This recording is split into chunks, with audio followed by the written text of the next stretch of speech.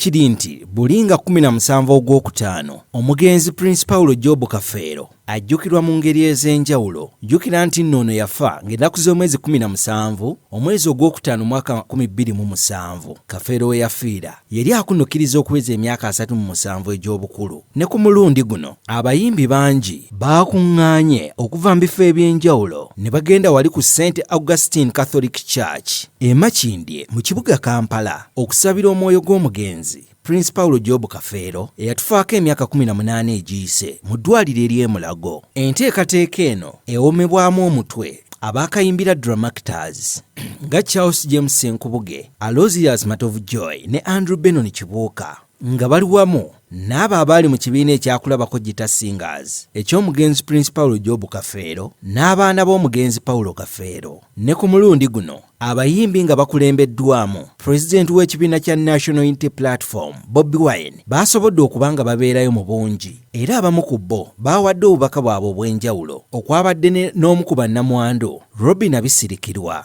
Abamu ku bayimbi abaabaddeyo ye Bobi Wine, King Saha, Nubian Lee, Mr. Mosh Sendi, Celeste Kasule Jr., Godfrey Kajubi Kibijjigiri, Aisha Nakitto, Betty Nabulya, Josephine Ndagire Nabitaka n'abalala. Kw'ossa bannakatemba era abali mu kibiina ekyabakayimbira Dramactors, Charles James Senkubuge, Aloysius Matovu Joy, Lutaya Grace Daddy n'abalala. Kw'ossa abaana b'omugenzi nga Powell Noela, Kafeero Jr.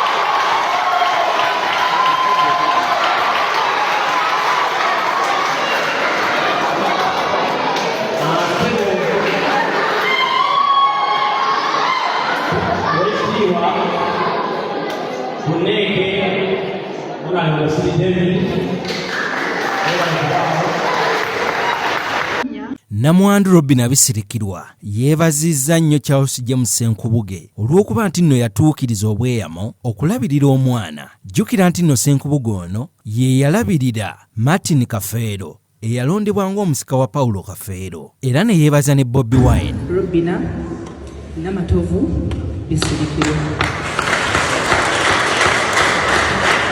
mbeebazizza nnyo bannange okwagala mukwano gwange. Mwalina omukwano ogutali gwa lusuusuuto ogwa ddala bwe mbalaba wano. Kye yali asinga okwagala kye kino kye mukoze. Era mwami Senkubuge n'okuyimba yayimba kyonna nkulangako. Weebale nnyo oleze omwana wange Kyagulanyi, nze muyita muto wange kuba mumanyi okuva mu nju ewaka. Kyagulanyi oleze omwana. Bannange ndowooza jjajja wange yagenda okuntuma erinnya lya Bisirikirwa, yamanya ebirijja nga nina kusirika. Bikuyitirirako n'osirika ebigambo ne bikuggwako nga n'ebyokwogera tobirina. Naye Kyagulanyi omutima nze wano ndowooza nze oba manyi waliwo amanyi maama we, nze nali mumanyi. Olina omutima. Abantu bangi bansaba abaana ba mukwano gwange tetwabeeranga nabo bonna. Abakyala baali bafumbirwa nabo, abalala nga bali eyo. Buli mwana ng'alina omuze gwe ne mbawa abaana. naye mu bantu abatuukirizza obweyamo bwabwe n'omukwano mwami Ssenkubuge ne Kyagulanyi. Kale banneemwebalennyo ye Charles James Ssenkubuge yeebazizza abantu okuba nti nno beeyongedde ku nnamba bw'ogeraageranya n'abo abadde nga bajja emyaka egiyise. Mulundi guli twali wano ne Pulezidenti Kyagulanyi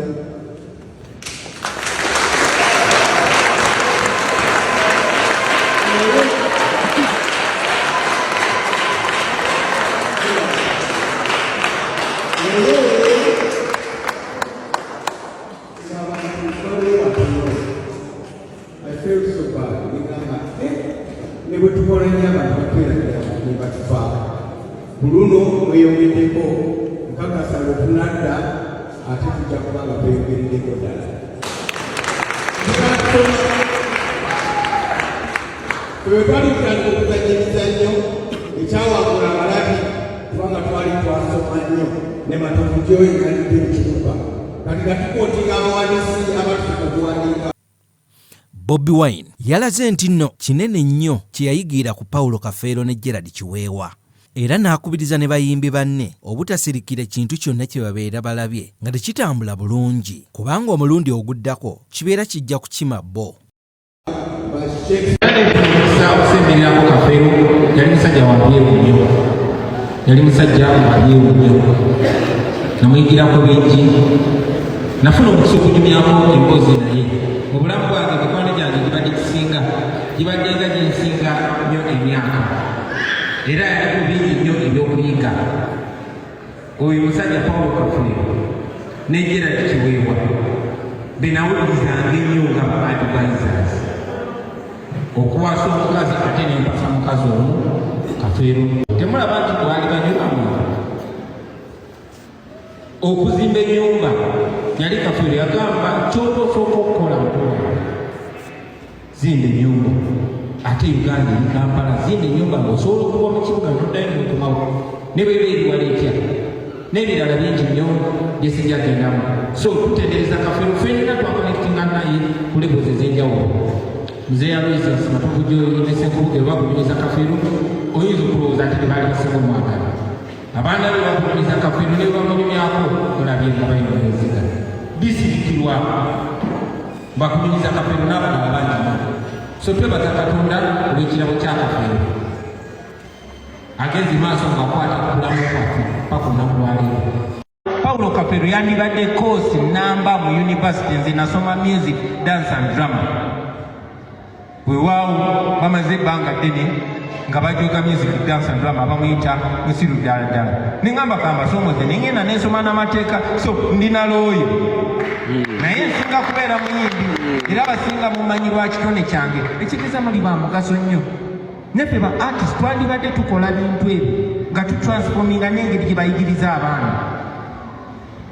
Twandibadde tulaba blueprint ey'abasudde, ey'abaligidde, ey'asebadduka n'ebitone bye bigenze biggwawo mpola ate nga naawe ali eyo ne bw'oba munene ojja bwe tuba tetutereeza system naawe ojja kuggwerera mpola ng'abalala. Omulungi gwe yaleka y'ensonga lwaki abantu bavudde bonna ne beerekereza byonna ne tujja okubaawo. Kitegeeza nti yalulabamu omulamwa naye bw'obanga oyimba oluyimba nga lwakuweta amakoona abiri lufe tojja kuluganyulwamu ate n'eggwanga terijja. Mama wange nabona nabaziika Kyaggwe bonna baagenda newe nzijjanga ewuwo tongo bange kubanga ab'ente mwabanzaala. Mu nsi muno okula ng'oli mulekwa si kirungi era mwenna abali wano musabe Mukama abawangaaze mukuze abaana bammwe. Omwana oli walibeera mulekwa ddala ffe abatalina maama abatalina taata si kyangu. Banga nafuuka mulekwa nga nina emyaka 9 ne maama yankuza. Maama agenda okuva mu bulamu era nga nkyali muto. Mwebale nnyo mwebalire ddala kubanga ffe muzeeyi yafa atadde emikono gya Mukama n'agamba amabujje gange gaago taata gwaliyola era tukuze. Kubanga kati nze yandeka n'emyaka moneka n'emyaka 27 sinafuuka maama ne taata mbasuubiza ne maama yena gye muli mwandeka mu bulumi naye nkuze mpambana ensi ekunyiga n'okaaba ne kasita hamugambye ndi mwana we wenzijanga tangobanga